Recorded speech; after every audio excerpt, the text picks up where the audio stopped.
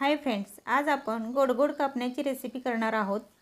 त्यासाठी 1 कप गूळ, थोडेसे पाणी घालून छान असा गूळ हा विरघळू द्यायचा आणि हे पाणी गाळून घ्यायचे। त्यानंतर लगेचच 2 कप गव्हाचे पीठ, अर्धा कप बेसन पीठ हे छान मिक्स करून यामध्ये कच्च्या बडीशेपची पावडर, सुंठ पावडर, थोडेसे मीठ छान असे मिक्स करून घ्यायचे। छान असे मिक्स झाले की याच्यात तेलाचे मोहन घालून पीठ आपण छान मळून घेऊयात। या मळलेल्या पिठाचे समान 3 गोळे तयार करून याचे चपातीसारखे लाटून घ्यायचे। थोडेसे लाटून झाले की याला मध्येच आपण थोडीशी खसखस लावून घेऊयात।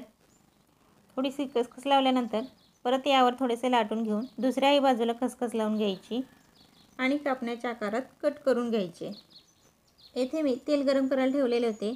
यामध्ये आता या कापण्या आपण फ्राय करून घेऊयात। याचा डिटेल व्हिडिओ चॅनलवर केव्हाच अपलोड झालेला आहे। मस्त अशा गरमागरम कापण्या आपल्या तयार आहेत। व्हिडिओ आवडला असेल तर व्हिडिओला लाईक करा आणि चॅनलला सबस्क्राईब करा।